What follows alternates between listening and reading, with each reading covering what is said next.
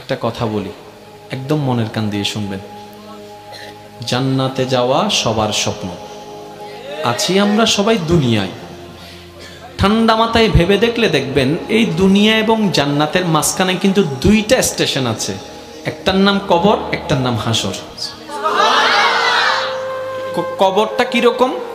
আমাদের দুশমনরা না, আপন জনেরাই কিন্তু খনন করবে, আপন জনেরাই কিন্তু লাশটা রাখবে, আবার আপন জনেরাই কিন্তু ওই দেহটার উপরে বাঁশ বিছিয়ে মাটি চাপা দিবে, চতুর্দিক থেকে অন্ধকার করে ফেলবে। মনে রাখবেন, কবর আলোকিত হয় ঈমানের আলোয়, সুবহানাল্লাহ, আর হাসর আলোকিত হবে আল্লাহর রহমতের সাথে আপনার আমলের আলোয়, সুবহানাল্লাহ। হাসর আলোকিত হবে আমলের গুণে, কবর আলোকিত হবে ঈমানের গুণে। আর ঈমানটা কানে থাকে না, মনে থাকে। তাহলে সেই মনটাকে যদি আপনি পরিষ্কার করে ফেলতে পারেন, হ্যাঁ সত্য, এটা একদিনে হয় না, এটা এক সপ্তাহে হয় না, এটা এক মাসে হয় না, এটা এক বছরে হয় না, এটা হচ্ছে বান্দা চেষ্টা করতেই থাকবে। হিংসা থেকে যেন সে নিজেকে বাঁচাই রাখতে পারে। মন চাচ্ছে অন্যের বদনাম করতে, সে জিহ্বাকে কামড় দিয়ে রাখবে। দুনিয়া উল্টায় যাক, আমি বদনাম করব না, আমি বদনাম করব না, আমি বদনাম করব না। মন বলছে তাকে মেরে ফাটাই ফেল রাগের কারণে।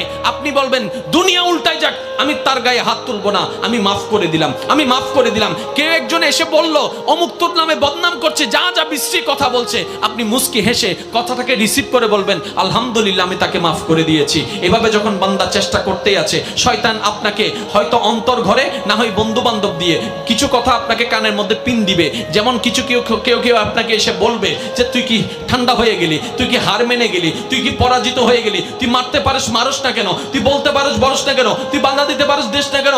আপনি বলবেন দুনিয়াকে খুশি করার আমার দরকার নাই, আমার রবকে খুশি করার দরকার। সুবহানাল্লাহ। মনে রাখবেন ভাইয়ের একটা কথা, সব কিছুর মূলে রব। আপনি ডাইনে থাকেন, বামে থাকেন, সামনে থাকেন, পিছনে থাকেন, এভরিথিং, সব কিছুর মূলে গিয়ে রব। যেমন আসেন, কষ্ট নেবেন না আমার কথায়। কোন একটা কথা, কোন একটা মানুষ যদি প্রথমে ওই অ্যাক্সিডেন্ট হয়, প্রথমে হলো যে হন মেডিকেল ফুডিয়ে হন্ডা ডাক্তারে সাইয়েরা হবো দে চিরাং মেডিকেল লই যাব এই দে হন্ডা মাতন না হন্ডা চিরাং মেডিকেল আইকা হইতাম ডাহলা সাইয়ের হদ্দা তো বেশি রিক্স দিতে পারতাম না। জোর হ না, ইয়া বারেন না জায়গা সব জান না, বারেন না ইন্ডিয়া হদ্দা পারতাম না। লন্ডন যাবে হন্ডে, লন্ডন সিঙ্গাপুর ইতারা হদ্দ মারে মা এই মেশিন আর তো নাই। আমেরিকা যাবি, আমেরিকা যাওয়ার পরে ডাক্তার হদ্দে ইটা হদ্দা আর হনমিকে যাইতো না হইস পডিয়াতুন গুইতে গুইতে চলি সিধা হন্ডে আমেরিকা হদ্দা আই আর হন্ড হইম ইতারা তো সিনিয়র হাসে ফাটাইতে ফাটাইতে আর হাসে ফাটাই আ হন্ডে ফাটাইম। আর তো সিনিয়র মেশিন তান্ডা হনমিককে জোরহনা সিনিয়র মেশিন তার তো হনমিককে। এবার আমেরিকা ডাক্তার হতে আল্লাহ লাগর আল্লাহ লাগর আল্লাহ লাগর আল্লাহ লাগর শেষ ফল দিয়ে এর কি হস আল্লাহ লাগর আল্লাহ লাগর আল্লাহরে ডাক আল্লাহরে ডাক আল্লাহরে ডাক ইতা হদ্দে মাইলে ফিরে ইয়ান যদি এন্ডা হতে কি হইতো দে ইয়া শেষ পর্যন্ত হার হাসে জম পর্যন্ত জোর হ না হার হাসে আরো জোরে হার হাসে আল্লাহ হদ্দে এতম বাদে না ডাক হদ্দে ঠেকাত করি ইয়াকার নাম লর তো জিয়েন ঠেকাত ফরি লম পরে ইয়ান আল্লাহ পছন্দ না করে। আল্লাহ হদ্দে আল্লাহ পাক বলছেন বান্দার ঠেকাই পড়ে আসলে আমি রহমত করি, কিন্তু আমি বেশি খুশি হই যখন আমার বান্দার কোনো ঠেকা থাকে না, সে নিজে থেকেই আমাকে স্মরণ করে, নিজে থেকেই আমাকে ডাকতে থাকে।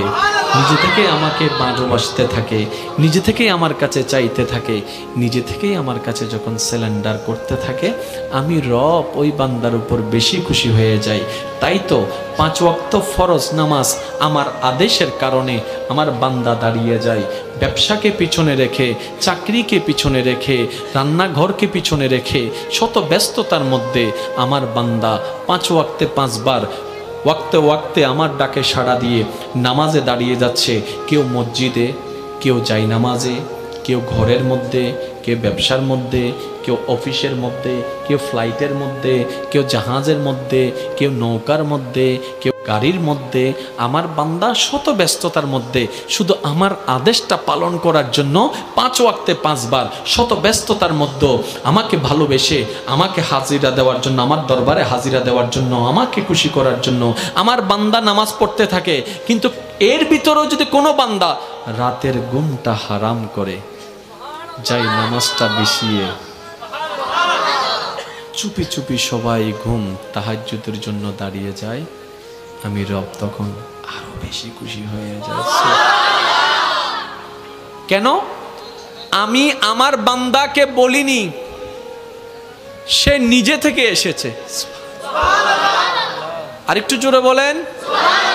আমি আমার বান্দাকে বলেছি, বান্দা ঘুমাও। বান্দা দাঁড়াই গেল জামাতে নামাজে, বান্দা দাঁড়াই গেল যাই নামাজে। এবার ফেরেশতা জিজ্ঞেস করে, মাওলা সে তো ঘুমাই না, দাঁড়িয়ে আছে।